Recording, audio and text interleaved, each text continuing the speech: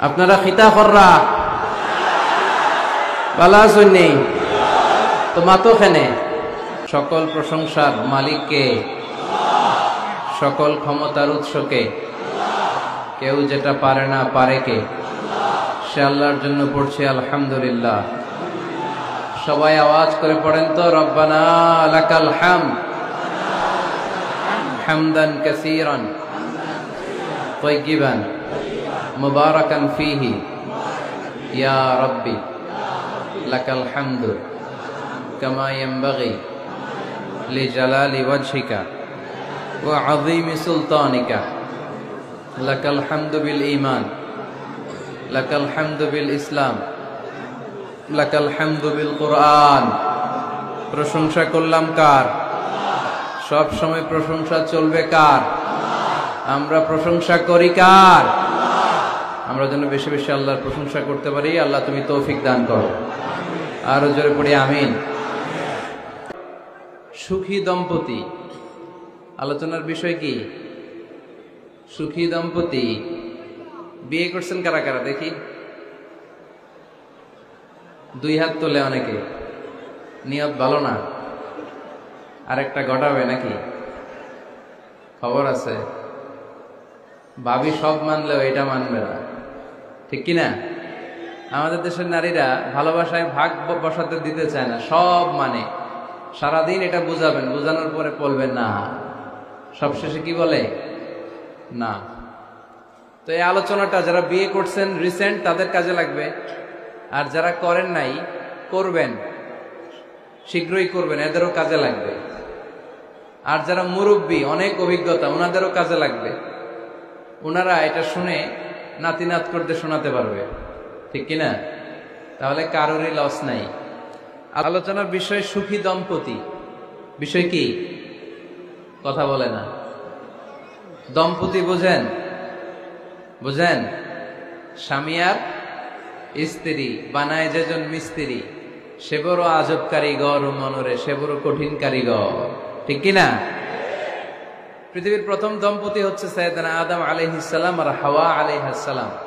পৃথিবীর প্রথম স্বামী আদম আলাইহিস সালাম, প্রথম স্ত্রী হাওয়া আলাইহিস সালাম। ওয়া কুলনা ইয়া আদম উসকুন আনতা ওয়া যাওজুকাল জান্নাহ। আল্লাহ বললেন, আদম তুমি আর তোমার জোড়া বা তোমার স্ত্রী দুজনে মিলে জান্নাতে থাকো। তাহলে ওনারা ছিলেন স্বামী আর স্ত্রী, ঠিক কিনা? তাহলে এই দাম্পত্য সম্পর্কটা এটা জান্নাতি সম্পর্ক। কি সম্পর্ক? উত্তর দিতে হবে। দৌলতপুরের ভাইরা রাগ করছেন আমার সাথে? শীত লাগতেছে? উত্তর দেওয়া যাবে আওয়াজ করে? হ্যাঁ, আওয়াজ করে উত্তর দিবেন, মুখে তালা মেরে বসে থাকা যাবে না। তাহলে পৃথিবীর প্রথম স্বামীর নাম কি? আদম আলাইহিস সালাম। পৃথিবীর প্রথম স্ত্রী হাওয়া আলাইহিস সালাম। এই দাম্পত্য সম্পর্কটা বড় মধুর, বড় গভীর, বড্ড ভালোবাসার, ঠিক কিনা? স্বামী আর স্ত্রী, স্বামী আর স্ত্রী, এই সম্পর্কটাকে আল্লাহ তাআলা কোরআনে পোশাকের সাথে তুলনা করেছেন। কিসের সাথে? পোশাক। আরবিতে বলে লিবাস। আরবিতে কি বলে? লিবাস। আল্লাহ বলেছেন, ও নারীরা তোমরা পুরুষদের জন্য পোশাক, আর ও পুরুষেরা তোমরা নারীদের জন্য পোশাক। পড়েন সুবহানাল্লাহ। পোশাকের বেসিকলি তিনটা কাজ। কয়টা? কেউ কথা কয় না। আরো জোরে বলেন, কয়টা? তো এখন আওয়াজ আসলো কোত্থেকে? আওয়াজ করে উত্তর দিবেন, চিল্লায় বলেন পোশাকের কাজ কয়টা? এভাবে শেষ পর্যন্ত খোঁচায় যেন সাউন্ড বের করা না লাগে, স্বপ্রণোদিত ভাবে উত্তর করবেন, ক্লাসের মতো হোক। তিনটা কাজ। এক নম্বর কাজ হচ্ছে পোশাক ইজ্জতের আবরু, লজ্জাস্থান ঢেকে রাখে, ঠিক কিনা? আমাদের লজ্জাস্থান ঢেকে রেখেছে আমাদের পোশাক। ঠিক তেমনি স্বামী তার স্ত্রীর ইজ্জত হেফাজত করে, স্ত্রী তার স্বামীর ইজ্জত হেফাজত করে, স্বামী তার স্ত্রীর চরিত্র হেফাজত করে, আর স্ত্রী তার স্বামীর চরিত্র হেফাজত করে। এজন্য আল্লাহ একে অপরের উদাহরণ দিতে যে লেবাস বা পোশাকের সাথে তুলনা দিয়েছেন। সুবহানাল্লাহ পড়েন। পোশাকের দুই নাম্বার কাজ হচ্ছে সৌন্দর্য। এই যে কত সুন্দর ডিজাইন করা, এমব্রয়ডারি করা পোশাক যখন আমরা পরি সুন্দর লাগে না? তেমনি পুরুষের চোখে নারী সুন্দর, নারীর চোখে পুরুষ সুন্দর, স্বামীর চোখে স্ত্রী সুন্দর, স্ত্রীর চোখে স্বামী সুন্দর। সুবহানাল্লাহ পড়েন। পোশাকের 3 নাম্বার কাজ হচ্ছে কমফোর্ট, আরাম দেয়া, প্রশান্তি দেয়া। শীতকালে এই যে আমরা ব্লেজার পরেছি, জ্যাকেট পরেছি, অনেকে চাদর গায়ে দিয়েছেন, কেউ মাথায় রুমাল দিয়েছেন, কেউ গলায় মাফলার দিয়েছেন, একটা উষ্ণ উষ্ণ আরাম আছে না নাই? আবার গরমের কালে পাতলা সুতি কটনের কাপড় পরলে একটা আরাম আছে না নাই? তাহলে পোশাক পরলে যেমনি আমাদের দেহ প্রশান্ত হয়, আরাম পাওয়া যায়, তেমনি স্বামী স্ত্রীর স্পর্শ পেলে সে আরাম পায়, তার হৃদয়টা প্রশান্ত করে দেয় কে? আবার স্ত্রী স্বামীর সঙ্গ পেলে তার মধ্যে প্রশান্তি এনে দেয় কে? এজন্য রব্বুল আলামিন বলেন, হুন্না লিবাসুল লাকুম ওয়া আনতুম লিবাসুল লাহুন্না। ও দুনিয়ার নারীরা, তোমরা হলে পুরুষদের জন্য পোশাক, পুরুষ হলো নারীদের জন্য পোশাক। সুবহানাল্লাহ পড়েন। পোশাক যেমনি ইজ্জত আবরুর হেফাজত করে, তেমনি স্বামী স্ত্রী একে অপরের ইজ্জত হেফাজত করে। পোশাক যেমনি সৌন্দর্য বাড়ায়, স্বামীর চোখে স্ত্রী সুন্দর, স্ত্রীর চোখে স্বামী সুন্দর। পোশাক যেমনি আরাম দেয়, স্বামী তার স্ত্রীর স্পর্শ পেলে, স্ত্রী তার স্বামীর স্পর্শ পেলে হৃদয়ে প্রশান্তি অনুভব করে, ঠিক কিনা? এজন্য দাম্পত্য জীবন, এখানে স্বামীও আছে, স্ত্রীও আছে। ইংরেজিতে বলে কাপল, কাপল লাইফ। এই বিশ্ব সভ্যতা নির্মাণে নারী পুরুষ, স্বামী স্ত্রী দুইজনেরই অবদান আছে না নাই? এজন্য সুনানে তিরমিজির বর্ণনায় আল্লাহর হাবিব সাল্লাল্লাহু আলাইহি ওয়াসাল্লাম বললেন, আন-নিসাউ শাকাইকুর রিজাল। নারীরা হচ্ছে পুরুষের কাউন্টার পার্ট, নারীরা হচ্ছে পুরুষের পার্টনার, সহকর্মী, সহযোগী। এই বিশ্ব সভ্যতা নির্মাণে শুধু পুরুষদেরই অবদান নাই, নারীদের অবদান আছে না নাই? এজন্য কাজী নজরুল ইসলাম অসাধারণ লিখেছে, এ বিশ্বে যা কিছু মহান চিরকল্যাণকর, অর্ধেক তার করিয়াছে নারী, অর্ধেক তার নর। তার মানে নর নারী, স্বামী স্ত্রী দুইজনেরই অবদান এই মানব সভ্যতায় আছে না নাই? এই সম্পর্কটাকে আল্লাহ লেবাসের সাথে তুলনা করলেন, মেটাফরিক্যালি, রূপক ভাবে আল্লাহ পোশাকের সাথে তুলনা করলেন। পোশাক যেমনি গায়ের সাথে লেগে থাকে, পোশাক যেমনি চামড়ার সাথে মিশে থাকে, স্বামী স্ত্রীর সম্পর্কটাও এরকম একাকার, মিলেমিশে, ভালোবেসে একাকার। স্বামী স্ত্রীর রিলেশনশিপ, সম্পর্কটা অনেকটা হাত আর চোখের মতো। হাত ব্যথা পেলে চোখ দিয়ে পানি ঝরে, আবার চোখ দিয়ে পানি ঝরলে হাত সেই পানি মুছে দেয়, ঠিক কিনা? তাহলে সম্পর্কটা কেমন যেন হাত আর চোখের মতো। হাত কেটে গেলে পানি পড়ে কোন দিক দিয়ে? চোখ দিয়ে পানি ঝরে। আবার চোখ দিয়ে পানি ঝরলে চোখের পানি মোছার জন্য হাতের দরকার আছে না নাই? তাহলে একেবারে মিলেমিশে একাকার সুখী দাম্পত্য জীবন। স্বামী স্ত্রী এই জান্নাতি সম্পর্কটাকে কিভাবে উপভোগ করবে, কিভাবে একে অপরের সাথে ডিলিংস করবে, আচরণ করবে, এ ব্যাপারে কোরআন এবং সুন্নায় আমাদের জন্য গাইডলাইন দেয়া আছে না নাই? আমরা গাইডলাইন নিব কোরআন থেকে। কোত্থেকে? কোরআন থেকে আর সুন্নাহ থেকে। কারণ এই কোরআন আর সুন্নাহ আমাদেরকে সঠিক জীবন দর্শন শিখায়, কিভাবে এই পৃথিবীতে চললে পৃথিবীতেও সুখ, আবার আখেরাতেও সুখ, এর সব দিক নির্দেশনা কোরআনে আছে না নাই? তাহলে এই যে স্বামী স্ত্রীর দাম্পত্য জীবন, এক্ষেত্রে প্রত্যেককে আল্লাহ তাআলা কিছু দায়িত্ব দিয়েছে। আজকে দায়িত্বগুলোর ব্যাপারে আমরা শুনব। স্ব স্থানে থেকে প্রত্যেকেই, স্বামী যদি স্বামীর দায়িত্ব পালন করে, স্ত্রী যদি স্ত্রীর দায়িত্বটুকু পালন করে, তাহলে দাম্পত্য জীবনটাকে জান্নাতি দাম্পত্য সুখ দিয়ে ভরে দিবে কে? আল্লাহ। আমাদের প্রত্যেকের দাম্পত্য জীবন সুখী হোক, সমৃদ্ধ হোক, আমরা চাই কি চাই না? অনেকে বলে, হুজুর সুখ নাই, সুখ নাই, ঘরের ভেতরে গেলেই জাহান্নাম। আহা, কথা শোনে না আমার। আবার স্ত্রীরা বলে, হুজুর দোয়া করবেন, পরকিয়া করে, খালি এসএমএস পাঠায়, আমারে ভাল লাগে না, এখন এখন অন্যদিকে ঘুরে। এরকম আসরা নাই? দুই দিক থেকে অভিযোগ। বোনদের জন্য কোনো প্যান্ডেল ট্যান্ডেল আছে নাকি আজকে? তো আমরা প্রথমে স্বামীর দায়িত্ব শুনবো। দাম্পত্য জীবনে স্বামীকে আল্লাহ তাআলা কি দায়িত্ব দিয়েছে, তারপর স্ত্রীকে আল্লাহ তাআলা কি দায়িত্ব দিয়েছে, এবং দুইজনের আবার কালেকটিভ সম্মিলিত কিছু দায়িত্ব আছে, এগুলো আমরা শুনবো। শুনতে রাজি আছেন তো? কষ্ট হচ্ছে আপনাদের? আচ্ছা, তো প্রথমে আমরা সম্মিলিত দায়িত্বের কথা শুনবো। সম্মিলিতভাবে আল্লাহ স্বামী স্ত্রী দুইজনকেই কিছু দায়িত্ব দিয়েছে, যে দায়িত্বটা দুইজনের উপরই বর্তায়। এরপরে শুনবো স্বামীকে আল্লাহ কিছু দায়িত্ব দিয়েছে, এটা শুনবো। এরপরে স্ত্রীকে কিছু দায়িত্ব দিয়েছে, আল্লাহর কসম এই দায়িত্বগুলো যদি স্বামী স্ত্রী সম্মিলিতভাবে পালন করে এক একটা ঘরকে আল্লাহ জান্নাতি পরিবার বানায় দিবে, সুখী সমৃদ্ধ জান্নাতি দম্পতি বানায় দিবে। এরকম দাম্পত্য জীবন, সুখময় দাম্পত্য জীবন আমাদের হোক। আমরা চাই কি চাই না? চাই। তাহলে আমরা প্রথমে আলাদা আলাদা দায়িত্ব শোনার আগে সম্মিলিত বা কালেকটিভ রেসপন্সিবিলিটি কি আছে এই সম্মিলিত দায়িত্বগুলো শুনবো। স্বামী স্ত্রীর দুইজনের কাঁধেই বর্তায় এরকম প্রথম দায়িত্ব হচ্ছে স্যাক্রিফাইস। দাম্পত্য জীবনের আসল খেলাটা হচ্ছে স্যাক্রিফাইসের খেলা। কিসের খেলা? স্যাক্রিফাইস। এটা লাগবে। আমার বোনেরা অথবা যুবতী বোনেরা অথবা রিসেন্টলি বিয়ে হয়েছে এরকম বোনেরা, আজকে তো এক ভাই এসে দোয়া চাইল, হুজুর 3 দিন আগে বিয়ে হয়েছে আমার, একটু দোয়া করে দেন। তারপর যুবক ছেলেরা, তোমরা যারা বিয়ে করনি করবা, খেয়াল করে শোনো, এগুলো কাজে লাগবে। স্যাক্রিফাইসটা খুব জরুরি। স্যাক্রিফাইস ইজ দ্য কি of a successful happy couple life. একটা সুখী দাম্পত্য জীবনের আসল চাবি হচ্ছে স্যাক্রিফাইস। আওয়াজ করে বলতে হবে, চাবিটার নাম কি?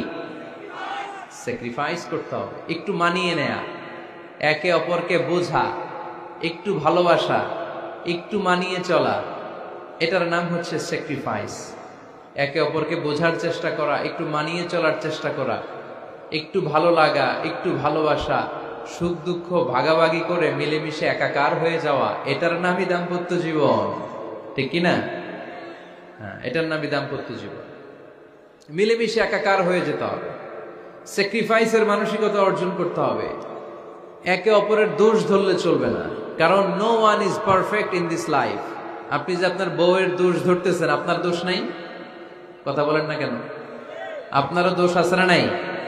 তো লিস্ট দুই ভাবে করা যায়, একটা হচ্ছে দোষের লিস্ট আর একটা হচ্ছে গুণের লিস্ট। দোষের লিস্ট বাদ দিয়ে দেন।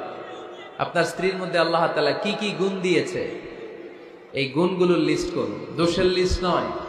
দাম্পত্য জীবনটাই এমন, কখনো ঝগড়া, কখনো হাসাহাসি, কখনো মেঘ, কখনো বৃষ্টি, আছে না নাই?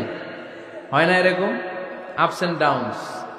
মাঝে মাঝে একটু ঝগড়া, মাঝে মাঝে আবার ভালোবাসা, আবার খুনসুটি, এগুলো মিলেমিশে একাকার করে স্যাক্রিফাইস দিয়ে একে অপরকে জয় করে নিতে হয়। কারণ no one is perfect in this world. এই পৃথিবীতে কেউই পারফেক্ট না।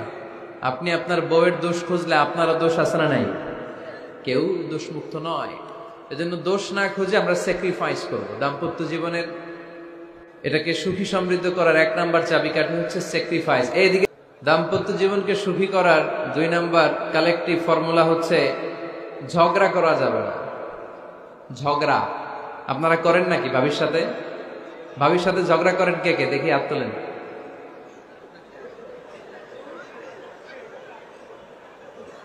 এদিকে সব আল্লাহর ওলি, এরা ঝগড়া টগড়া করে না। আপনি করেন? এই সাহসী সন্তান আছে কিছু, মাশাআল্লাহ। ঠিক আছে, বেশি করেন না আবার। হ্যাঁ ঠিক আছে, ঠিক আছে, তোমরাও করো, বুঝছি, আপনারাও করেন। ওকে, না ঝগড়া করা যাবে না। একজন ঝগড়া শুরু করলে আরেকজন চুপ থাকতে হবে। দুইজনই ঝগড়া করলে, দুইজন রেগে গেলে ঝামেলা আসরা নাই। স্বামী রেগে গেলে স্ত্রী চুপ, স্ত্রী কখনো রেগে গেলে স্বামী চুপ, দুইজনই রেগে গেলে তৃতীয় বিশ্বযুদ্ধ। ঠিক কিনা? এই জন্য ঝগড়া করতে দেয়া যাবে না। কারণ এই ঝগড়া, সামান্য ঝগড়া থেকে এই ঝগড়া বাড়তে বাড়তে এটা বিচ্ছেদের দিকে গড়ায়, ডিভোর্স হয়ে যায়। এরকম কত কেস যে আমার কাছে আসে, কত কেস যে আমার কাছে আসে যে হুজুর ছোট্ট ঝগড়া থেকে আমাদের মধ্যে ঝগড়া বাড়তে বাড়তে ইগো প্রবলেমের কারণে বিচ্ছেদে গড়ায়। আর এই ঝগড়া একটু শুরু হলে ইবলিশ শয়তানের কাজ হচ্ছে পালে বাতাস দেয়। কি দেয়? পালে বাতাস পেলে এটা দাউ দাউ করে উঁচু হয়ে ওঠে। আগুনের মধ্যে যেমনি কেরোসিন ঢাললে দাউ দাউ করে জ্বলে, সামান্য ঝগড়ার ছোতা পেলে ইবলিশ শয়তান খালি দাউ দাউ করে এই ঝগড়ার আগুনকে জ্বালিয়ে দেয়। ঠিক কিনা? এজন্য ঝগড়া করবেন না, মেহেরবানি করে ঝগড়া শুরু করবেন না। যে কোনো মূল্যে এই ঝগড়াকে থামায় রাখতে হবে। তো ফ্যামিলিতে ঝগড়া অনেক সময় হয়ে যায়, কিন্তু একজন ঝগড়া করলে আরেকজন চুপ থাকতে হবে। ঝগড়া নিয়ে একটা মজার গল্প আছে, শুনবেন? বিশৃঙ্খলা করলে তো গল্প শোনানো যাবে না, একেবারে চুপ, আমার দিকে তাকান। তাকিয়েছেন? ঝগড়া নিয়ে যে গল্পটা সেটা হচ্ছে, এক স্বামী ওয়াজ শুনে বাড়িতে গেছে রাত 11টায়। তো বাড়ির কাছাকাছি যেতে না যেতে স্ত্রীর আবার স্বভাব হচ্ছে রাতের খাবারটা স্বামীর সাথে একসাথে খায়, আলাদা খায় না। তো বাড়ির সামনে যেই স্বামী ফোন দিছে ওয়াইফকে, এই শুরু করার আগে দরজাটা খোলো, আমি চলে আসছি। তো ওয়াইফ এসে দরজা খুলে দিছে। এবার স্বামী ঘরে ঢুকে বলে, শুরু করার আগে রাতের খাবারটা দিয়ে দাও টেবিলে, খেয়ে ফেলে। স্ত্রী বেচারি ডাইনিং টেবিলে খাবার দিয়েছে, হাজবেন্ড বেচারা ওয়াশরুম থেকে ফ্রেশ হয়ে ডাইনিং টেবিলে বসেছে, স্ত্রীও বসেছে। তো খুব বড্ড গরম। হাজবেন্ড বলে, শুরু করার আগে ফ্যানটা ছাড়। এইবার তো স্ত্রী বেচারি রেগে মেগে আগুন, কি আসার পর থেকে শুরু করার আগে কি শুরু করার আগে? হাজবেন্ড বলে, এই তো শুরু হয়ে গেল। মানে কি? ঝগড়া। মানে কি? ঝগড়া। প্রিয় ভাইয়েরা, ঝগড়া করবেন না। স্বামী রেগে গেলে স্ত্রী চুপ থাকবেন, স্ত্রী রেগে গেলে স্বামী চুপ থাকবেন। কারণ সহিহ মুসলিমে এসেছে, ইন্না ইবলিসা ইয়াদাউ আরশাহু আলাল মা। ইবলিস শয়তান তার সিংহাসন গেড়েছে সাগরের উপর। কোথায়? ইবলিসের সিংহাসন কোথায়? সাগরের উপর। সুম্মা ইয়াবআসু সারায়াহু, সে প্রতিদিন সকালবেলা তার সাঙ্গপাঙ্গরে গোটা পৃথিবীতে পাঠায়, যা পৃথিবীতে ফাসাদ সৃষ্টি কর। ইবলিস যখন সাঙ্গপাঙ্গদেরকে গোটা পৃথিবীতে ছড়িয়ে দেয়, সারাদিন ধোকা দেওয়ার পরে, ওয়াসওয়াসা দেওয়ার পরে, রাত্রিবেলা ইবলিসের কাছে ফিরে আসে, এসে বলে, ও ইবলিস, আমি আজকে আল্লাহর বান্দাদেরকে দিয়ে মিথ্যা কথা বলিয়েছি। ইবলিস বলে, এটা তো কোনো ব্যাপারই না, এগুলাই তো তোদের কাজ। আরেক শয়তান বলে, আমি ওজনে কম দিয়েছি একজনের মাধ্যমে বাজারে। ইবলিস বলে, এটাও তেমন বড় কোনো কাজ নয়। আরেকজন বলে, আমি সুদের ডিলিংস করিয়েছি। ইবলিস বলে, এটাও কোনো কাজ নয়। আরেক শয়তান বলে, আমি মদের আড্ডাখানায় নিয়ে মসজিদে যেতে নিয়েছিল, সেখান থেকে সরিয়ে মদের আড্ডাখানায় আল্লাহর বান্দাদেরকে নিয়েছি। ইবলিস বলে, এইটাও তেমন বড় কোনো কাজ নয়। আরেক শয়তান এসে বলে, মা তারাকতুহু হাত্তা ফাররাকতু বাইনাহু ওয়া বাইনা ইমরাআতিহি, আমি এক আল্লাহর বান্দার সাথে বান্দির ঝগড়া লাগিয়ে ঝগড়া করাতে করাতে তালাক পর্যন্ত নিয়ে গিয়েছি। মা তারাকতুহু হাত্তা ফাররাকতু বাইনাহু ওয়া বাইনা ইমরাআতিহি, আমি এক ইমানদার পরিবারকে ধ্বংসের শেষ প্রান্তে নিয়ে গিয়েছি। সামান্য ঝগড়ার পরে আমি ওয়াসওয়াসা দিতে দিতে ঝগড়া বাড়াতে বাড়াতে তালাক পর্যন্ত নিয়েছি। ইবলিস বলে, শাবাশ, তুই তো কাজের মতো কাজ করেছিস, আমার কাছে আয়, আমার কাঁধে ওঠ। ইবলিস তখন ওই শয়তানকে কাঁধে নিয়ে নাচতে শুরু করে। নাউজুবিল্লাহ পড়বেন না? এজন্য ইমানদারদের সংসার ভেঙে খান খান হোক, এটা হলে ইবলিস খুশি, আর ইমানদারের পরিবার টিকে থাকলে আমার আল্লাহ খুশি। আমরা কার খুশি চাই? এজন্য শয়তানরে খুশি হতে দেয়া যাবে না। ইমানদারদের পরিবারগুলো ঝগড়ার মাধ্যমে ভেঙে যাক, সব সময় শয়তানের মিশন এটা। আর ইমানদারদের পরিবারগুলো টিকে থাক, এটা আমার আল্লাহ সব সময় চায়। সুবহানাল্লাহ পড়েন। এজন্য দৌলতপুরের ভাইরা, ঝগড়া করবেন না। ঝগড়া কিন্তু নবী রাসূলদের পরিবারেও ছিল, আল্লাহ রাসূল সাল্লাল্লাহু আলাইহি ওয়াসাল্লামের পরিবারেও ঝগড়া ছিল। এটা স্বাভাবিক। দাম্পত্য জীবনের খুব সিম্পল ইস্যু। একজন রাগ করলে আরেকজন থেমে যাবে। পারবেন? কি হলো, পারবেন না? আল্লাহর হাবিব সাল্লাল্লাহু আলাইহি ওয়াসাল্লামের সাথে আম্মা জান আয়েশার ঝগড়া হতো। মজার একটা হাদিস শুনেন, সহিহ বুখারীর হাদিস, মুসনাদে আহমদ ইবনে হাম্বলও এসেছে এই হাদিসটা। আম্মা জান আয়েশার সাথে ঝগড়ার পর আম্মা জান আয়েশাও রাগ, আল্লাহ রাসূল সাল্লাল্লাহু আলাইহি ওয়াসাল্লামও রাগ। এখন রাগ মিটানোর দরকার আছে না নাই? আল্লাহ রাসূল সাল্লাল্লাহু আলাইহি ওয়াসাল্লাম বললেন, আয়েশা চলো মিটমাট করে ফেলি। সুবহানাল্লাহ কইবেন না? চলো মিটমাট করি। তো কারে ডাকবো মিটমাটার জন্য? ওমর রে ডাকি। আম্মা জান আয়েশা বলে, না, ওমর গলিব, ওমর খুব মেজাজ ওয়ালা, আমার ডর লাগে। তোমার আব্বারে ডাকি। আব্বারে ডাকেন। আব্বারে ডাকেন। খুশি হয়ে গেছেন আম্মা জান আয়েশা রাদিয়াল্লাহু। আবু বকর রাদিয়াল্লাহু চলে আসলেন, দাঁড়ালেন। এবার বিষ্ণু সাল্লাল্লাহু আলাইহি ওয়াসাল্লাম বললেন, তাতাকাল্লিমিন আও আতাকাল্লাম, কি ঘটছে আমাদের মাঝে, তুমি বলবা না আমি বলবো?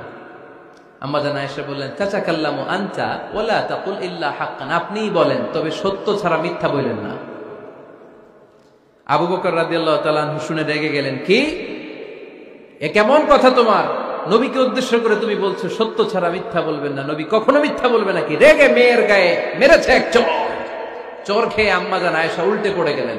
সাইয়েদনা আবু বকর রাদিয়াল্লাহু তাআলা আনহু রেগে গড়গড় করতে লাগলেন, আবার মারার জন্য উদ্যত হলেন। আম্মা জান আয়েশা রাদিয়াল্লাহু তাআলা আনহু বাঁচার জন্য এবার বিশ্বনবীর পিছনে যে আশ্রয় নিলেন। সুবহানাল্লাহ পড়বেন না? বিশ্বনবী সাইয়েদনা আবু বকরের সামনে দুই হাত মেলে ভেবে দাঁড়িয়ে গেলেন। আল্লাহর হাবিব যখন আম্মা জান আয়েশাকে বাঁচানোর জন্য দুই হাত উঁচু করে দাঁড়িয়ে গেলেন, সাইয়েদনা আবু বকর থেমে গেলেন। সাইয়েদনা আবু বকর এই পরিস্থিতি দেখে ঘর থেকে বের হয়ে ঘরের বাইরে দাঁড়ালেন। এবার আল্লাহর রাসূল সাল্লাল্লাহু আলাইহি ওয়াসাল্লাম আম্মা জান আয়েশাকে তুললেন, বললেন, ইয়া আয়েশা কাইফা রাআইতিনি আনকাসতুকি মিনার রাজুল, দেখলা নাকি কেমন করে আমি তোমার বাবার হাত থেকে তোমারে বাঁচালাম? আজকে আমি যদি সামনে দাঁড়িয়ে না বাঁচাতাম, তোমার বাবা তোমারে একেবারে মেরেই ফেলতো। সুবহানাল্লাহ পড়ে।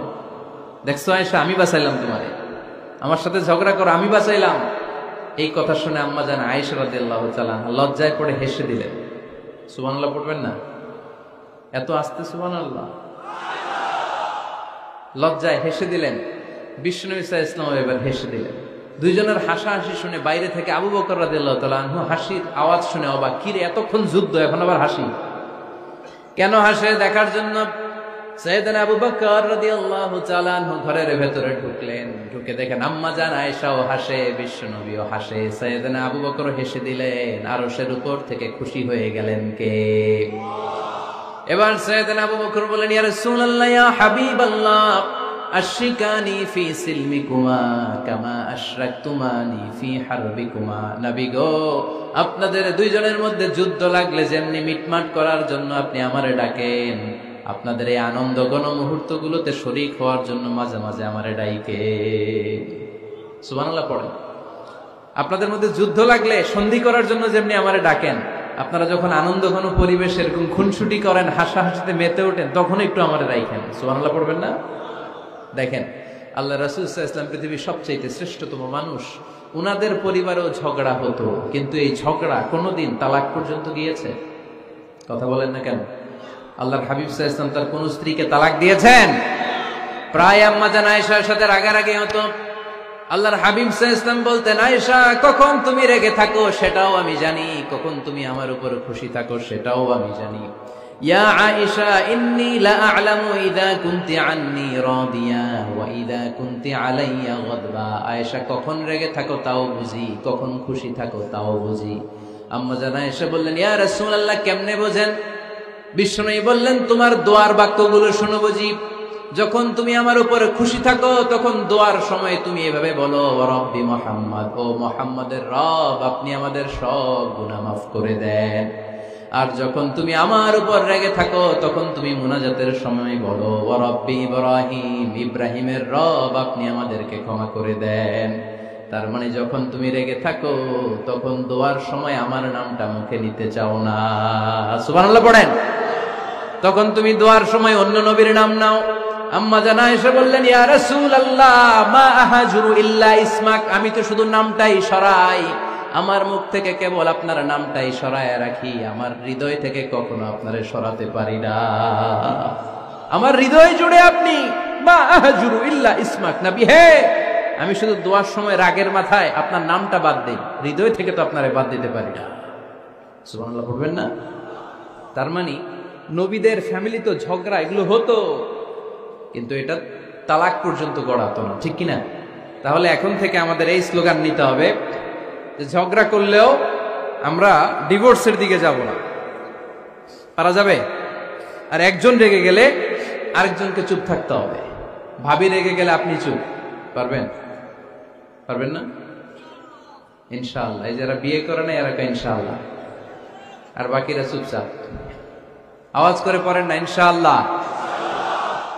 তাহলে প্রথমে স্যাক্রিফাইস, তারপর ঝগড়া করা যাবে না। 3 নাম্বার, দাম্পত্য জীবনের কোনো গোপন কথা অন্যের কাছে শেয়ার করা যাবে না। হাদিসে এসেছে, এটাকে বলা হয়েছে আ'যামুল আমানা, এটা সবচেয়ে বড় আমানত। যারা দাম্পত্য জীবনের একান্ত বিষয় কারোর সাথে শেয়ার করে তারা সবচেয়ে বড় কবিরা গুনাহ করে। আশারুন নাস বলেছেন বিশ্বনবী এদেরকে, সবচেয়ে নিকৃষ্ট মানুষ ইয়াউমাল কিয়ামাতি মানজিলাতান, আল্লাহর কাছে কিয়ামতের দিন সবচাইতে নিকৃষ্ট হয়ে দাঁড়াবে ওই দম্পতি, ওই নারী কিংবা ওই পুরুষ, তুফদি ইলা যাওজিহি ওয়া ইউফদি ইলা যাওজিহা সুম্মা ইউনশিরু সিররাহা, তারা একান্ত সময়ে ফিজিক্যাল ইন্টিমেসিতে যা করে এটা পরে মানুষের কাছে বলে বেড়ায়। এরকম আছে না নাই? খবরদার, এটা বড় কবিরা গুনাহ। অনেক বোনরা একসাথে হলে দাম্পত্য জীবনের বিভিন্ন গোপন বিষয় নিয়ে কথা বলে, আছে না নাই? অনেক পুরুষরা একে অপরের সাথে, বন্ধুদের সাথে বিভিন্ন বিষয় নিয়ে শেয়ার করে, এটা এমন ওইটা এমন, এগুলো বলা যাবে? আসিবাউ হারাম। দাম্পত্য জীবনের সব বিষয়, স্বামীর সব বিষয় স্ত্রীর কাছে আমানত, স্ত্রীর সব বিষয় স্বামীর কাছে আমানত রেখেছে কে? দাম্পত্য জীবনের এই প্রাইভেট লাইফের কোনো কিছু কিয়ামত পর্যন্ত অন্যের কাছে প্রকাশ করাকে হারাম ঘোষণা করে দিয়েছে কে? এজন্য খবরদার আমার বোনেরা, একসাথে মহিলারা হলে পেটের কথা পিঠের কথা সব বের করে দেয়, আছে না নাই? কিছু থাকে না, সব বের হয়ে যায়। খবরদার, সব বললেও দাম্পত্য জীবনের কোনো কথা শেয়ার করা যাবে? আমার ভাইয়েরা খবরদার, আপনাদের দাম্পত্য জীবনের কোনো কথা আপনার বন্ধুর সাথে শেয়ার করতে পারবেন না। এগুলো ফ্যামিলি শান্তি নষ্ট করে, দাম্পত্য জীবনের সুখকে নষ্ট করে। তাহলে 3 নাম্বার, প্রাইভেসি বজায় রাখবেন, এটা দুজনেরই দায়িত্ব। 4 নাম্বার, অহেতুক সন্দেহ পরিহার করুন। অনেক স্ত্রী আছে হাজবেন্ডের খালি সন্দেহ করে, এই ওদিকে তাকাই লাগেন, ওই মেয়ের দিকে তাকাই লাগেন, মোবাইল দেখি, মোবাইল দাও, ফেসবুকের পাসওয়ার্ড দাও, ঢুইকা দেখি মেসেঞ্জারে কার সাথে চ্যাট করছে, এই অফিসের ফাইল দেখি, এই এটা দেখি, এই তোমার ইনবক্স চেক করবো, এদিকে দাও, আছে না নাই? এই সন্দেহ ঘরটারে জাহান্নামের টুকরা বানিয়ে ছেড়েছে। অহেতুক সন্দেহ করবেন না। আবার ভাইরা ভাবিদেরকে অহেতুক সন্দেহ করবেন, এই ওদিকে গেলা কেন, ওদিকে তাকাইলা কেন, এটা করলা কেন, ওইটা করলা কেন, দেখি তোমার মোবাইল, তোমার মোবাইলের গ্যালারি দেখি, লক করে রাখছো কেন, লক খোলো, আছে না নাই? অহেতুক সন্দেহ ফ্যামিলিটারে জাহান্নামের টুকরা বানিয়ে দেয়। হ্যাঁ, ভ্যালিড কোনো অপরাধ যদি স্বামী করে ফেলে, ভ্যালিড কোনো অপরাধ যদি স্ত্রী করে ফেলে, পরকীয়ার কোনো বিষয় যদি প্রমাণিত হয়, বসেন, কনসাল্ট করেন, একে অপরের সাথে কথা বলেন, জিজ্ঞেস করেন। কিন্তু অহেতুক, আমি অনেক ফ্যামিলি এরকম দেখেছি, আমার কিছু বন্ধুকেও আমি দেখেছি যে এদের অবস্থা খুব খারাপ, খালি সন্দেহ করে, আছে না নাই? এই সন্দেহের রোগটা বড় রোগ, এই রোগ থেকে বেরিয়ে আসতে হবে। অহেতুক সন্দেহ করা যাবে না। 5 নাম্বার, হাজব্যান্ড ওয়াইফের দায়িত্ব হচ্ছে একে অপরের সহযোগী হতে হবে, সহকর্মী। আল্লাহর জান্নাত পাওয়ার ক্ষেত্রে একে অপরের সহযোগী। আপনি একা জান্নাতে যাবেন, ভাবি জাহান্নামে, এটা আপনি চান? জি না, আওয়াজ নাই আমগো গলায়। আপনি এটা চান? ভাবি একা জান্নাতে যাবে, আপনি যাবেন না, এটা ভাবি চায়? চায় না। তাহলে গেলে একসাথেই যান না, একসাথেই যান, একসাথেই যাবেন, আলাদা না। এজন্য আল্লাহর আনুগত্যে, আল্লাহর ইবাদতে, দাম্পত্য জীবনে একে অপরের সহযোগী হতে হবে। স্বামী ভুল করলে স্ত্রী সুন্দর করে শুধরে দিবে, স্ত্রী ভুল করলে স্বামী শুধরে দিবে। ফজরের সময় স্ত্রী হাজবেন্ডকে ডেকে দিবে, উঠতে না চাইলে ঠান্ডা পানির ছিটা দিবে। কারণ জান্নাতে একা যাওয়া যাবে না, গেলে দুইজনই যাবে। কথা কয় না? দুইজনেই জান্নাতে যাওয়ার দরকার আছে না নাই? যত বেশি আপনারা আল্লাহর আনুগত্যে আগাতে পারবেন, তত আপনাদের মহাব্বত বাড়াই দিবে কে? এই যে হাজবেন্ড ওয়াইফের ভালোবাসাটাকে বলে লাভ পিরামিড। কি পিরামিড?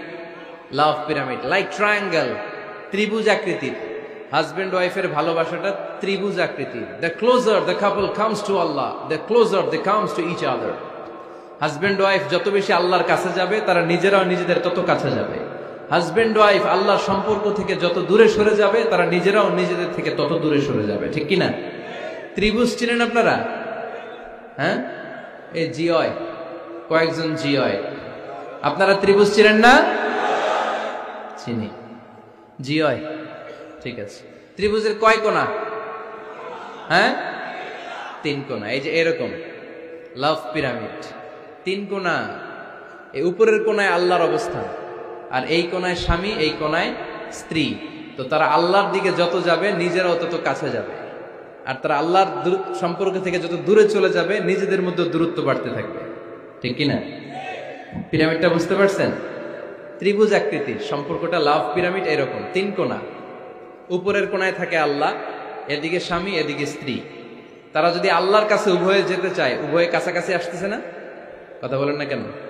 আর আল্লাহর আনুগত্য ইবাদত থেকে দুইজন যদি দূরে সরে যায় তাহলে দুজনের দূরত্ব বাড়িয়ে দেয় কে?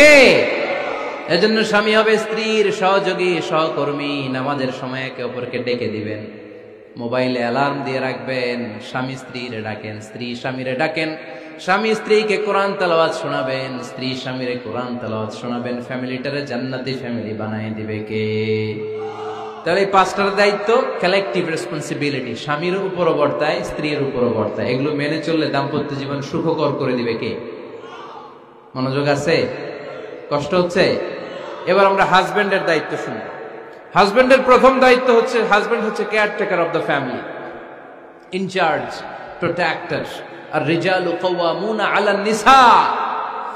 আল্লাহ বললেন স্বামী হলো তার স্ত্রীর ইনচার্জ, প্রোটেক্টর। স্ত্রীকে সুরক্ষা দিবে, স্ত্রীকে টেক কেয়ার করবে, স্ত্রীর দায়িত্বে থাকবে।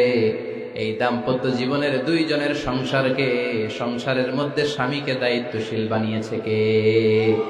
পুরুষ দায়িত্বশীল। পুরুষ কখনো নারীর ক্ষতি করে না, সুপুরুষ নারীর ক্ষতি করে না, ঠিক কিনা? গোটা পুরুষ সমাজ নারী সমাজের সুরক্ষা দিবে। যেগুলো নারীকে একান্তে পেলে রেপ করে, যে ঢাকা বিশ্ববিদ্যালয়ে একটা রেপের ঘটনা ঘটছে না, যে এই বেয়াদবটা এই কাজ করেছে, এটা কি পুরুষ না কুপুরুষ? এটা কি সুপুরুষ না কুপুরুষ? সুপুরুষ নারীর প্রোটেকশন দেয়, নারীর টেক কেয়ার করে, তার ইনচার্জ, তার দায়িত্বশীল। দাম্পত্য জীবনে অর্থনৈতিক যত দায় দায়িত্ব আছে সব আল্লাহ তাআলা পুরুষের কাঁধে দিয়েছে। কার কাঁধে? এই দাম্পত্য লাইফে নারীর কোনো অর্থনৈতিক দায় দায়িত্ব নারীর কাঁধে আল্লাহ দেয় নাই। এজন্য সব অর্থনৈতিক দায়িত্ব পুরুষের ঘাড়ে। চারটা অর্থনৈতিক দায়িত্ব আছে। পুরুষ নারীকে মহারণা দিবে, পুরুষ নারীকে খাবারের ব্যবস্থা করবে, পুরুষ নারীকে পোশাকের ব্যবস্থা করবে, পুরুষ নারীর জন্য রেসিডেন্সিয়াল ব্যবস্থা করবে, ঠিক কিনা? وآتوا النساء صدقاتهن نحلة فإن طبن لكم عن شيء منه نفسا فكلوه هنيئا مريئا। সুবহানাল্লাহ পড়ে। সব স্বামীদেরকে আল্লাহ ডেকে বললেন, ও স্বামীরা শোনো শোনো, বিয়ের পর সাথে সাথে স্ত্রীর কাছে তুমি মোহরানা আদায় করে দাও। মোহর দেয়া নফল নাকি ফরজ? জোরে বলেন। তোমরা কি দাও? সিলুটি পুলা মোহরানা দাও? হ্যাঁ, মোহরানা দিতায় নাকি যৌতুক খাইতা? খিতা করতা?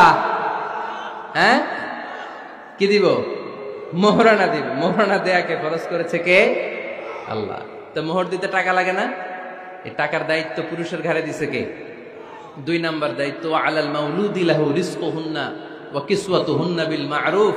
স্বামী স্ত্রীর জন্য খাদ্যের ব্যবস্থা করবে, পোশাকের ব্যবস্থা করবে। 3 নাম্বার, ওয়াসকিনুহুন্না মিন হাইসু সাকানতুম মিন ওয়াজদিকুম। নিজের সামর্থ্যের মধ্যে থেকে স্ত্রীর জন্য রেসিডেন্সিয়াল একটা এরিয়ার ব্যবস্থা করে দিবে। সুবহানাল্লাহ পড়ো। তাহলে অর্থনৈতিক দায়িত্বের মধ্যে 4টা: মোহরানা দেয়া, মিলস খাবারের ব্যবস্থা করা, মানে ফুডিং এন্ড ক্লোথিং, পোশাকের ব্যবস্থা করা, সর্বশেষ রেসিডেন্সিয়াল ব্যবস্থা করা। এই যে অর্থনৈতিক সব দায়িত্ব, খরচ যেখানেই আছে সব দায়িত্বগুলো পুরুষের কাছে দিল কে?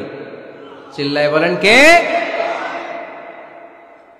খরচের সবকিছু আল্লাহ তাআলা পুরুষের কাছে দিয়েছেন। এটা হচ্ছে পুরুষের ফিনান্সিয়াল দায়িত্ব। এবার দাম্পত্য জীবনে পুরুষের নন ফিনান্সিয়াল কিছু দায়িত্ব আল্লাহ তাআলা দিয়েছেন, এগুলো আমরা শুনব। এদিকে ওঠাওটি করলেন কে কে দেখি? আটকান, এদেরকে আটকান। ধরেন ধরেন, এদেরকে ধরেন। হ্যাঁ, কি হইছে? শেষ করে দিব তো? খিতা কইতা? হ্যাঁ, জোরে মাতো। চলবে চলবে? হ্যাঁ, তাকবীর পড়েন তো দেখি। যারা চলবে বলতেছেন লিল্লাহি তাকবীর।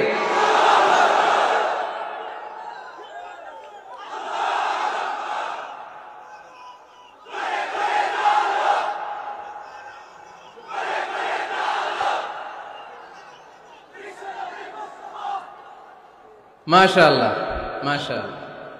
এবার দাম্পত্য জীবনে নন ফিনান্সিয়াল পুরুষের যে দায়িত্ব আছে সেটা আমরা শুনবো। 1 নাম্বার দায়িত্ব হচ্ছে স্বামীর উচিত স্ত্রীর সাথে ভালো আচরণ করা। ভালো আচরণ করেন তো আপনারা? জি হয়। এই শুধু উনি করে, বাকিরা খিতা কর্তা? মারামারি করতা নি, খিতা করতা?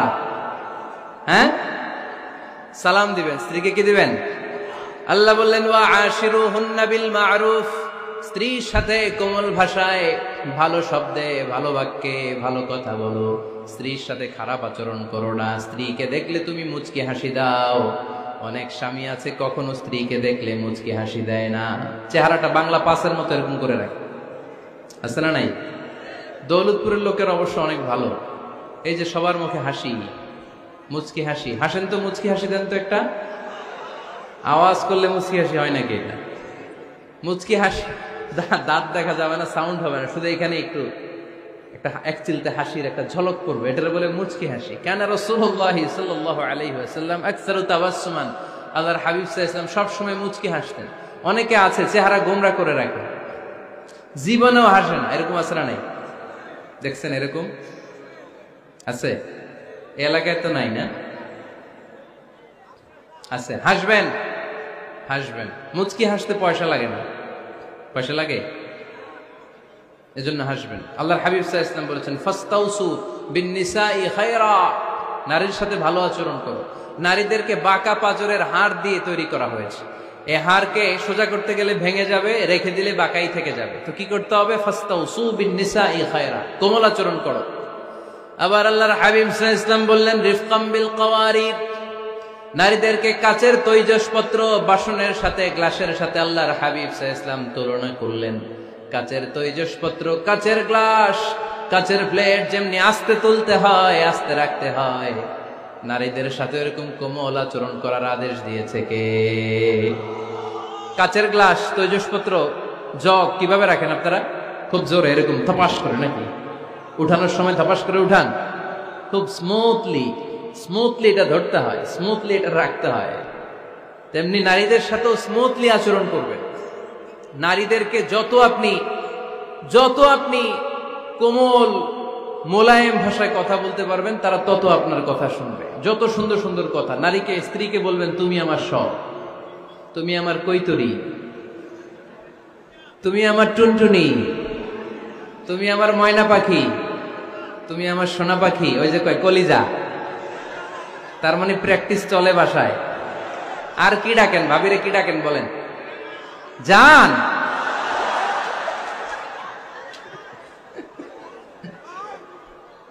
জান ডাকেন। আর ভাবি কি ডাকে আপনাদেরকে? বাবু। কি ডাকে? বাবু ডাকে। আর কি ডাকে? হ্যাঁ, বেবি। পোলাপান কত দুষ্ট দেখছেন, বেবি ডাকে নাকি? স্বামী স্ত্রীর মধ্যে এই সোহাগপূর্ণ, এই ভালোবাসাপূর্ণ এই ডাকাডাকিতে কোনো গুনাহ নাই, আছে সওয়াব। এগুলো দাম্পত্য জীবনকে সুখময় করে, ঠিক কিনা? তাহলে স্ত্রীদের সাথে কোমল আচরণ করতে হবে, 1 নাম্বার দায়িত্ব। 2 নাম্বার দায়িত্ব, স্ত্রীর সেক্সুয়াল ডিজায়ারকে ফুলফিল করতে হবে। সেনসিটিভ, যেগুলো ব্যাখ্যা করে বোঝানো কঠিন, আপনারা বুঝবেন যারা ম্যাচিউরড, মোর দেন 18 ইয়ার্স, যারা 18+ যাদের বয়স, সেক্সুয়াল ডিজায়ার ফুলফিল করা হাদিসে এসেছে, এটা স্বামীর দায়িত্ব। ফিজিক্যাল ইন্টিমেসির সময় নিজের ডিজায়ার ফুলফিল হলেই কুইট না করা, সময় দেয়া, এটা আবশ্যক। এই বিষয়েও প্রত্যেক স্বামীর খেয়াল রাখা দরকার। সংক্ষেপে শেষ করে দিলাম। 3 নাম্বার, স্ত্রীর ব্যক্তিগত বৈধ কাজে স্বাধীনতা দিতে হবে স্বামীর। অনেক স্বামী এই ছোট্ট বিষয় নিয়ে মারামারি লাগায় ফেলে ঘরে। স্ত্রীর ব্যক্তিগত বৈধ যে চয়েস, এটাতে আপনি স্বাধীনতা দিবেন। স্ত্রীর মনে চায় রান্না বান্না শিখতে, আপনি বললেন তুমি কম্পিউটার শিখো, কিলাকিলি আছে না নাই? স্ত্রীর মনে চায় কাঁথা সেলাই শিখতে, নকশি কাঁথা, আপনি বললেন না তুমি ল্যাঙ্গুয়েজ শিখো, ঝামেলা আছে না নাই? না, আপনার স্ত্রী আর একটা ইন্ডিভিজুয়াল, প্রত্যেকের আলাদা ব্যক্তিগত রুচি, চাহিদা, মতামতের গুরুত্ব আছে না নাই? এজন্য প্রত্যেক স্বামীর উচিত স্ত্রীর বৈধ ব্যক্তিগত যে কাজ, অবৈধগুলা না। আবার স্ত্রী বলল যে জি বাংলা দেখবো, তুমি একটা টিভি নিয়ে আসো, আনা যাবে? কথা বলেন। স্ত্রী বলল চলো পহেলা বৈশাখে আমরা নাচানাচি করব তুমি আর আমি মিলে, এটা মানা যাবে না। স্ত্রীর ব্যক্তিগত বৈধ কাজে স্বাধীনতা দেয়া। আম্মা জান আয়েশা রাদিয়াল্লাহু তাআলা আনহা বলেন, ওয়া কানা লি সাওয়াহিবু ইয়ালআবনা মাই, বুখারীর বর্ণনা। আমি যখন আল্লাহর হাবিব সাল্লাল্লাহু আলাইহি ওয়াসাল্লামের বাড়িতে বউ হয়ে আসলাম, আমার কিছু খেলার সাথী ছিল। আমি কাপড় দিয়ে পুতুল বানাতাম আর ঘোড়া বানাতাম, এগুলো দিয়ে খেলতাম। আমার সাথীরা আসলে রাসূল সাল্লাল্লাহু আলাইহি ওয়াসাল্লাম ঘরের পর্দা নামিয়ে দিয়ে আমার জন্য ঘরটা ছেড়ে দিত। সুবহানাল্লাহ কইতে পারলেন না? আল্লাহর হাবিব সাল্লাল্লাহু আলাইহি ওয়াসাল্লাম কখনো বলতেন না, আয়েশা তোমার বান্ধবীরা যেন ঘরে না আসে। কখনো বলতেন না, আয়েশা আমি নবী মানুষ, তুমি নবীর বউ, তুমি কেন পুতুল দিয়ে খেলো? তুমি যেন কাপড় দিয়ে পুতুল বানাও, কেন ঘোড়া বানাও, এগুলো বন্ধ করো। কোনদিন বিশ্বনবী আম্মা জান আয়েশা রাদিয়াল্লাহু তাআলা আনহার পুতুল খেলায় বাধা দেন নাই, সাথীদের সাথে খেলাধুলায় কখনো বাধা দেন নাই। সুবহানাল্লাহ পড়েন। ছোট্ট মেয়েদের জন্য কাপড়ের পুতুল দিয়ে খেলাধুলা করা এটা জায়েজ, কারণ ছোট্ট মেয়েরা দেখবেন পুতুল বানায়, এটারে দুধ খাওয়ায়, এটার জন্য রান্না করে, এটার গোসল করায়।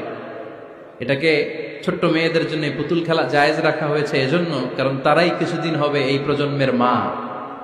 তাদের সন্তানদেরকে কেমন করে লালন পালন করবে তার একটা প্র্যাকটিস খেলার ছলেই ছোটবেলায় হয়ে যায়। সুবহানাল্লাহ পড়েন। এজন্য 3 নম্বর দায়িত্ব স্ত্রীর ব্যক্তিগত হালাল যে কাজগুলো আছে তার ব্যক্তিগত এই ভালো কাজগুলোতে আপনার স্বাধীনতা দিতে হবে, বাধা দেয়া যাবে না। 4 নম্বর দায়িত্ব, স্ত্রীর প্রশংসা করবেন। কি করবেন? প্রশংসা। আমরা খালি দোষ খুঁজি, তোমার রান্না ভালো না, তোমার চেহারা ভালো না, তোমার বাপ ভালো না, তোর মা ভালো না, তোর 14 গোষ্ঠী খারাপ, আছে না নাই? তো এই বেডি আপনার ভালোবাসবে? এই বেডি তো আজীবন আপনার বদনাম করবে, ঠিক কিনা? কোনদিন তারে আপনি প্রশংসা করলেন না, প্রশংসা করবেন। স্ত্রীর চেহারার প্রশংসা করেন, যে তুমি সুন্দর, তুমি সুন্দরী, এরকম বলেন, খুশি হবে না? হ্যাঁ, তুমি সুন্দর তাই চেয়ে থাকি, সে কি মোর অপরাধ? কোনো অপরাধ নাই, ইচ্ছা মতো গাইতে থাকেন স্ত্রীর শানে গান, সব আছে না নাই? তবে শুধু স্ত্রীকে শোনানো যাবে, ভাবিরে শোনানো যাবে, শালীরে শোনানো যাবে, পাশের বাড়ির কাউরে শোনানো যাবে? দেখেন ইসলাম কত চেক এন্ড ব্যালেন্স।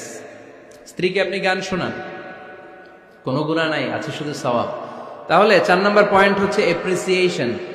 সারাদিন এই মহিলাটা ফজরের পর থেকে উঠে ঘর গোছায়, মশারিগুলো খোলে, বিছানা পরিষ্কার করে, বাচ্চাদেরকে ক্লিন করে, স্কুলের টিফিন রেডি করে দেয়, বাচ্চাদেরকে স্কুলে যেতে দেয়, আপনার জন্য খাবার রেডি করে, কাপড় ধোয়, ঘরের সবাইকে দেখভাল করে। একদিনও আপনি তার এপ্রিসিয়েশন করলেন না। এরকম ডাকাইত স্বামী আছে না নাই? দৌলতপুরে নাই, এখানে সব ভালো। এপ্রিসিয়েট করবেন। আমরা ভুলে যাই, একটা থ্যাঙ্কস দিতে ভুলে যাই, একটা জাযাকিল্লাহ, আল্লাহ তোমাকে জাযা দেখ, এটাও বলি না। এদিকে তাকান, বলবেন তুমি সুন্দরী, তুমি অনন্যা, তুমি সুস্নিগ্ধা, তুমি প্রিয়ংবদা, তুমি সুহাসিনী, তুমি সুকেশিনী, তুমি সুভাষিনী, তুমি অসূর্যম পোষ্যা, মেঘ কালো কেশ, কাজল কালো চুল, হরিণের মতো ডাগর ডাগর দুটি তোমার চোখ। আহা হা, যে পোলাপাইন খুশি হয়ে গেছে। আহা হা, ওরা মুখস্থ রাখতেছে, বলবে এগুলা।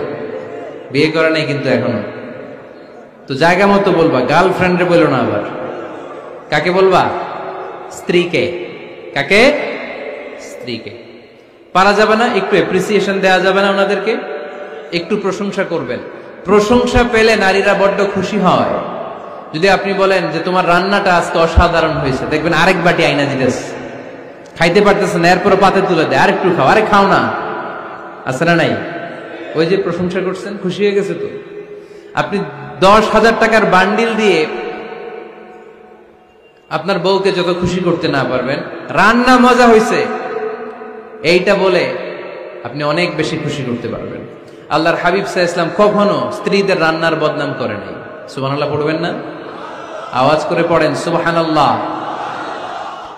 আজ থেকে স্ত্রীর সৌন্দর্যের প্রশংসা করবেন, কাজের প্রশংসা করবেন, রান্নার প্রশংসা করবেন, এপ্রিসিয়েশন দিবেন। পারবেন তো? রান্নার প্রশংসা নিয়ে মজার একটা গল্প আছে, শুনতে চান? তো উঠতে শুরু করলেন যে, হ্যাঁ, এখন আর কে কারে ধরবে? অনেকে উঠে গেছে। 2টার দিকে যারা বসা, প্রায় আমার মাহফিলগুলোতে এই সমস্যা হয়।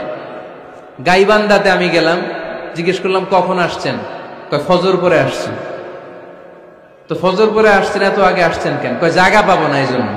লক্ষ লক্ষ মানুষ, কে কাকে নিয়ন্ত্রণ করবে? লক্ষ লক্ষ মানুষ। আমার জীবনে এত বড় প্যান্ডেল আমি কথা বলি নাই। এরা সকাল থেকে বসে আছে, পেশাব আটকে রাখছে, এটা ক্ষতিকর না? এরা আজহারিকে দেখার পরে এরপরে ওঠা আরম্ভ করছে, দেখাইছি, কয় দেখে গেছি হুজুর, এরপরে চলে যাচ্ছে। তা আপনাদেরও কি অবস্থা এরকম? হ্যাঁ, আচ্ছা, ঠিক আছে। তো রান্নার প্রশংসা নিয়ে যে মজার গল্পটা আপনাদের শোনাতে চাই, এদিকে তাকান, মনোযোগী হন। আমার ওয়াজ শুনে এক লোক মনে মনে নিয়ত করছে যে আয়রে, জীবনে তো রান্নার প্রশংসা করলাম না, আজকে রান্নার প্রশংসা করব। তো মাহফিল শেষে বাসায় গেছে, স্ত্রী তাকে খাবার দিয়েছে, স্বামী খাবার খায় আর মিটি মিটি হাসে। স্ত্রী বলে, এই মাহফিল শুনে আসছো, রাত বাজে 12টা, খাচ্ছ ভালো কথা, হাসো কেন? তো স্বামী বলে, হাসি এর কারণ হচ্ছে তোমার রান্নাটা আজকে এত মজা হয়েছে না জীবনে, আজকে বাড়ায় বাড়ায় পেতেছে, তো জীবনে এত মজার রান্না খাই নাই। রান্না মজা হয়েছে শুই না। স্ত্রী তো রেগে গেছে, কি গত 10 বছর ধরে তোমারে রান্না করে খাওয়াই, একদিনও রান্নার প্রশংসা করলা না, আর আজকে পাশের ঘরের ভাবি একটু গরুর গোশতের তরকারি পাঠাইছিল বাটিতে করে, পাশের ঘরের ভাবি একটু আমাদের বাড়িতে তরকারি পাঠাইছিল, তো ওই তরকারি দিয়েই তোমাকে খাবার দিছি, আজকে রান্না টান্না আমি করি নাই। তো ওই বেটির রান্না তোমার এত ভাল লাগছে, এই 10 বছরে একদিনও কইলা না, আজকে এটা কইলা, খাও খাও, তোমার মজার খাওয়া, আর রান্ধুম না। তো প্রশংসা করলে বুঝে শুনে করবেন, একটু এনশিওর হবেন যে রান্নাটা করছিল কে। তা না হইলে কিন্তু ঘরে চুলায় আগুন জ্বলবে না, টানা রোজা রাখা লাগবে, ঠিক কিনা? তো 4 নাম্বার গেল এপ্রিসিয়েশন, একটু এপ্রিসিয়েশন দিবেন। আল্লাহর হাবিব সব সময় স্ত্রীদের প্রশংসা করতেন। সেই বুখারীর বর্ণনা, আল্লাহর হাবিব বলেন, ইন্না ফাদলা আয়েশা আলান নিসা কাফাদলিস সারিদ আলা সাইরিত তাআম। আরব ভূখণ্ডের মধ্যে সব খাবারের উপরে সারিদ খাবার যেমনি সেরা, দুনিয়ার সব নারীদের মধ্যে আমার আয়েশা তেমনি সেরা। সারিদ একটা খাবার আছে। আমি যখন মিশরে পড়তাম আল আজহার ইউনিভার্সিটিতে, আমাদের ইউনিভার্সিটিতে সরকারের পক্ষ থেকে সরকারিভাবে খাবার দেয়া হতো। আমাদের খাবারের খরচ বহন করতেন ওমানের সুলতান কাবুস। এই গত 3-4 দিন আগে ইন্তেকাল করেছেন। নাম শুনছেন আপনারা? প্রায় 40 বছরেরও বেশি মনে হয়, 45 বছর বা 50 বছরের লম্বা সময় উনি ওমানের প্রেসিডেন্ট ছিলেন। উনি আমাদের খাবারের খরচটা বহন করতেন। কিছুদিন আগে ইন্তেকাল করেছেন। আমরা ওনার জন্য দোয়া করি, আল্লাহ তাআলা এই সুলতান কাবুসের জীবনের গুনাহগুলো মাফ করে নিক, ওনার সমস্ত খেদমত আল্লাহ কবুল করে নিক। তো আমাদের আল আজহার ইউনিভার্সিটির হোস্টেলে ঈদের দিন একটা খাবার দিত, এটার নাম ছিল সারিদ। রুটি আর গোশত এগুলোকে ম্যাশড করে একটা স্তর বানাতো, এটা কেটে কেটে আমাদেরকে দিত, এটাকে বলে সারিদ। আরব দেশে সবচেয়ে দামি খাবার। আমাদের দেশে যেমনি পোলাও, গরুর রেজালা, রোস্ট, এগুলো খুব উন্নত খাবার ধরা হয়, বিয়েতে সার্ভ করা হয়। আরব দেশে ওইটাকে বলে সারিদ, শ্রেষ্ঠ খাবার। আল্লাহর হাবিব বললেন, সব খাবারের মধ্যে যেমনি সারিদ সেরা, নারীকুলের মধ্যে তেমনি আমার আয়েশা সেরা। দেখেন কেমনে এপ্রিসিয়েট করতেন। আম্মা জান আয়েশাকে তিনি সব সময় আদর করে হামায়রা বলে ডাকতেন। হামায়রা মানে লাল সুন্দরী বউ। কি সুন্দরী? আম্মা জান আয়েশা রেগে গেলে গাল দুটো আনার ফলের মতো লাল হয়ে যেত, এজন্য ডাকতেন, ও আমার লাল সুন্দরী বউ। সুবহানাল্লাহ কইতে পারলেন না? আবার আম্মাজান খাদিজাতুল কুবরা তাহেরা রাদিয়াল্লাহু তাআলা আনহার ব্যাপারে বলতেন, ইন্নী ক্বাদ রুজিকতু হুব্বাহা। সহিহ মুসলিমের বর্ণনায় তিনি বলতেন, খাদিজার ভালোবাসা আল্লাহ তাআলা আমার হৃদয়ে রিজিক হিসেবে দিয়েছে। আওয়াজ করে পড়েন আল্লাহু আকবার। তো এইজন্য এপ্রিসিয়েট করবেন। 5 নাম্বার হচ্ছে আপনার ভালোবাসা স্ত্রীকে প্রকাশ করুন।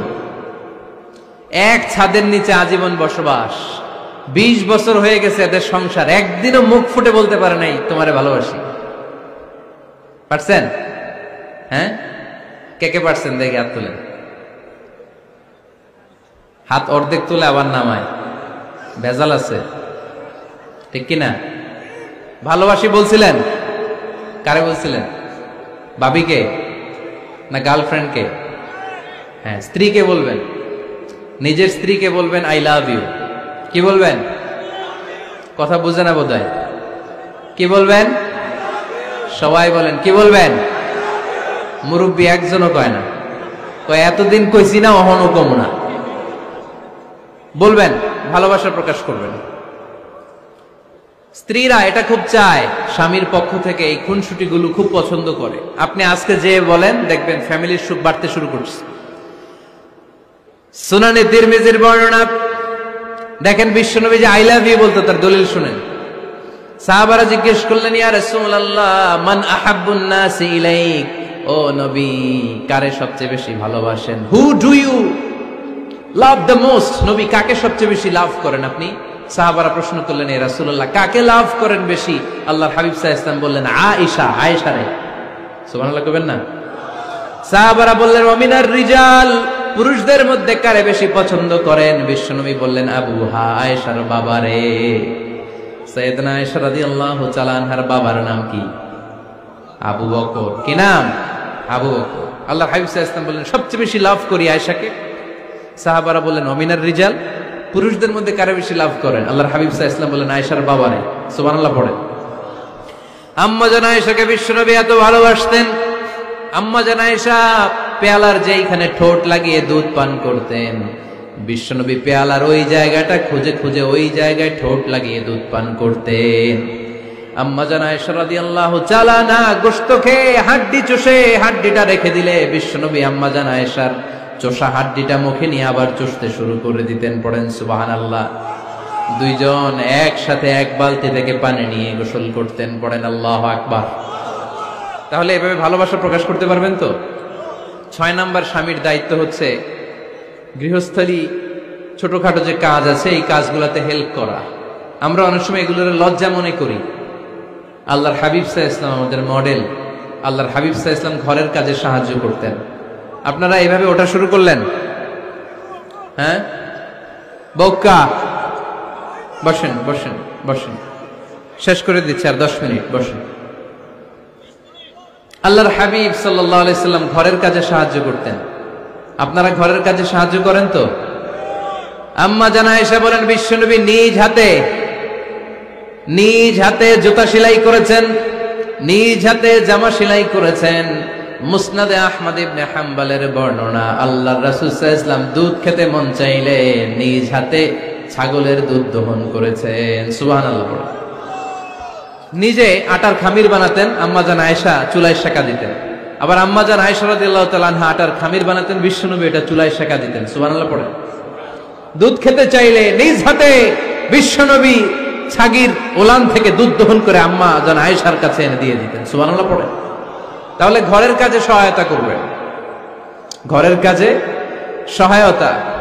7 নাম্বার হালাল এন্টারটেইনমেন্ট, হালাল বিনোদন, এটা ইসলাম জায়েজ রেখেছে। অনেকে আমরা বিনোদনটাকে হারাম মনে করি, এরকম আছে না নাই? হ্যাঁ, বিনোদন দুই ধরনের, একটা হারাম এন্টারটেইনমেন্ট আর একটা হচ্ছে হালাল এন্টারটেইনমেন্ট।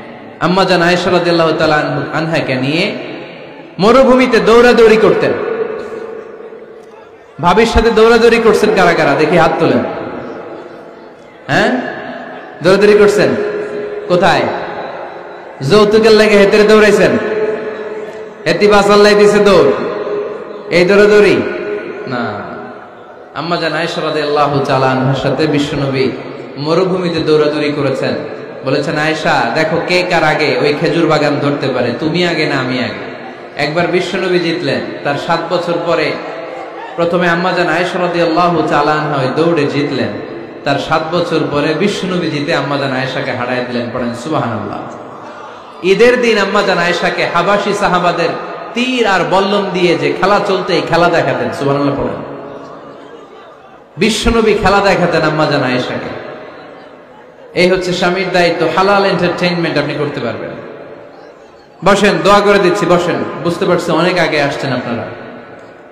বসেন, বসে যান, এখনই দোয়া হচ্ছে। বসেন বসেন বসেন বসেন, এখনই দোয়া করব। বসে যান, বসে যান। মক্কা